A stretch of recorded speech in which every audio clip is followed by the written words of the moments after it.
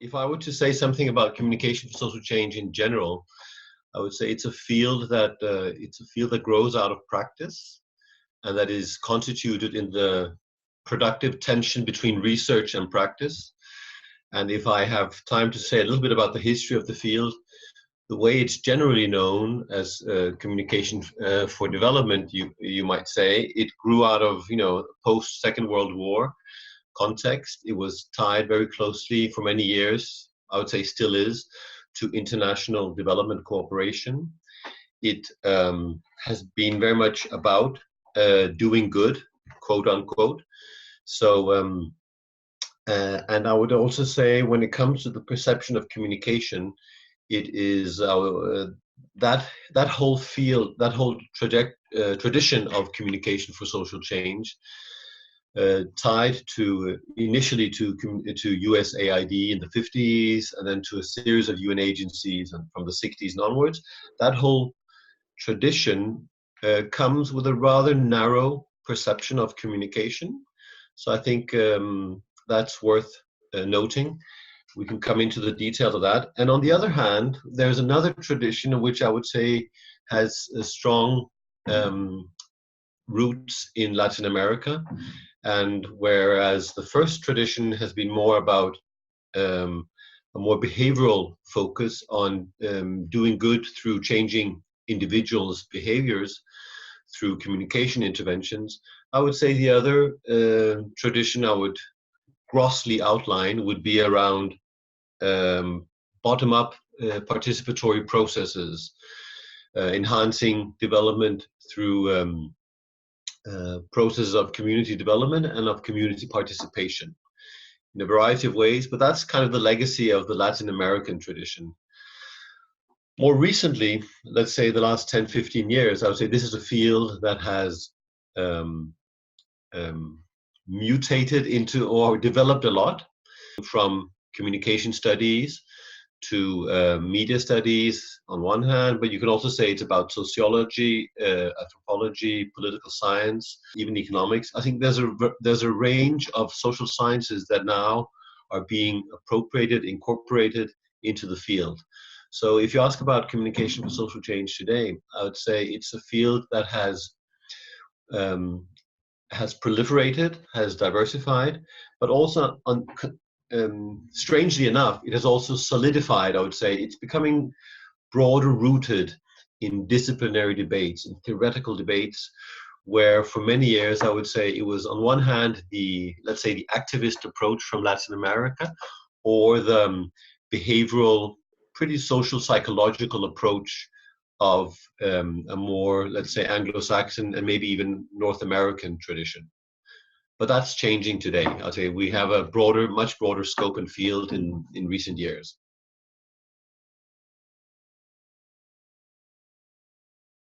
It's difficult to delineate, but I would call communication for social change a growing subfield of communication studies. So, of course, it shares interests in communication processes and communication practices. And also, you might say it's also tied to media studies to a large degree. There's a whole direction that has to do with media development. Although I would say that what distinguishes this field is about the doing good side. It's about the development or social change aspect, where a lot of communication studies might be about understanding.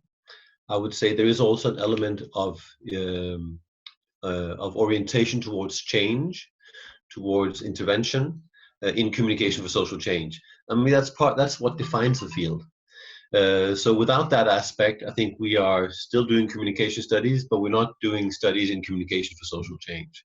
So I think it's important to say that it actually has a normative grounding. It is we can discuss what doing good means, but some dimension of social justice, equality, poverty alleviation, issues like that, which are you might call them classics in international development cooperation, but also in more recent years, it goes beyond that, and we can come back to that maybe when it comes to how the field theoretically is developing. But it's the social change aspect that distinguishes this field from communication studies more broadly.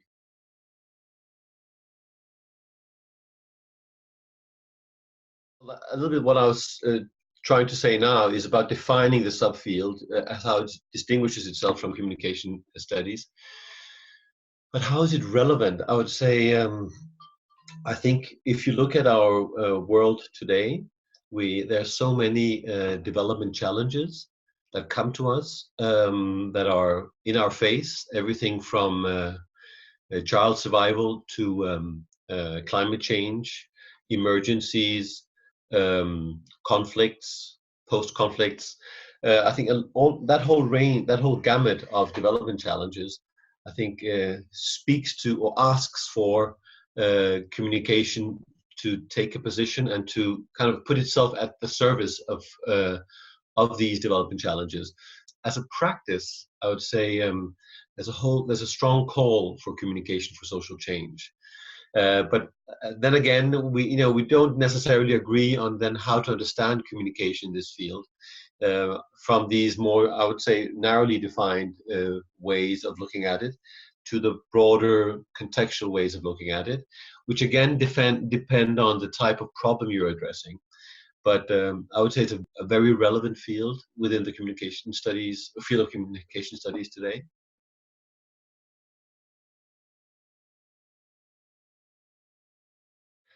I think that's a good question. If you look around, for example, in Europe, you'll see that there are more and more countries and universities where you find MA programs emerging in communication for development related topics. I just came back. I've just been on a training because I've just been appointed external examiner at City University in the center of London on a master's in communication and development.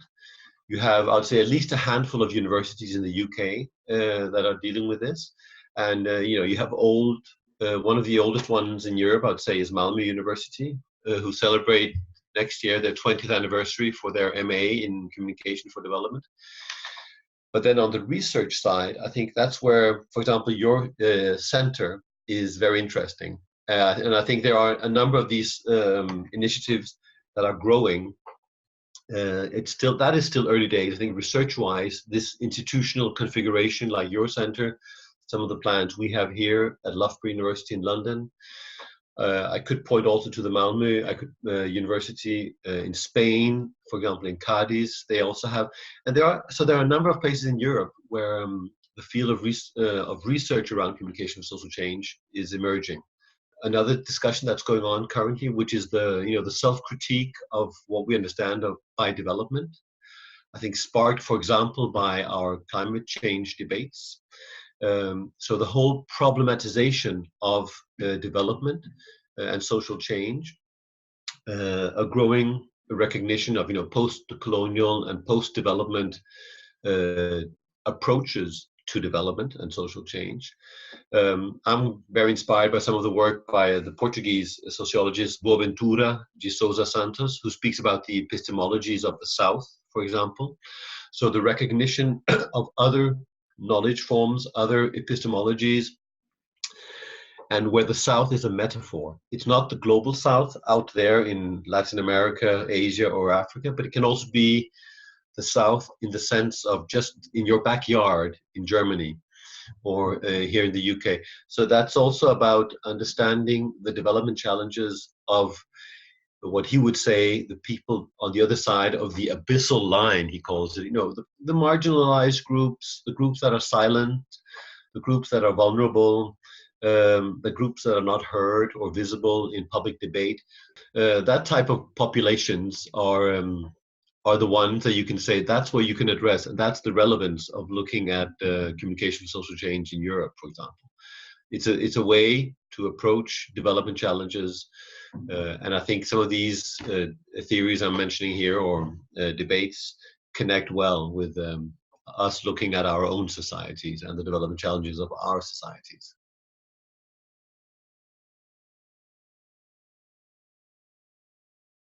I think one recommendation would be networking. When I heard about you and the center that is being launched now in Leipzig, I thought, wow, great, let's network. I think we need to try to come together to strengthen our theoretical debates around this topic.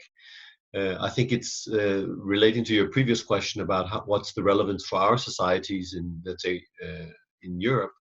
I think we can share experiences. I think we have a rich gamut of empirical cases just outside the window. So that's not the problem. I think so. Networking and coming together around maybe joint research projects, that would be something I would recommend you to orient yourselves towards. I would maybe also say engage in both in ICREA, in IMCR, which, and also of course in ICA, which is more North American, but I would say ICREA, which is very European. There's a group being developed right now around communication for social change in ICREA. There'll be a working group. I'm involved in an initiative to propose that for the next ICREA.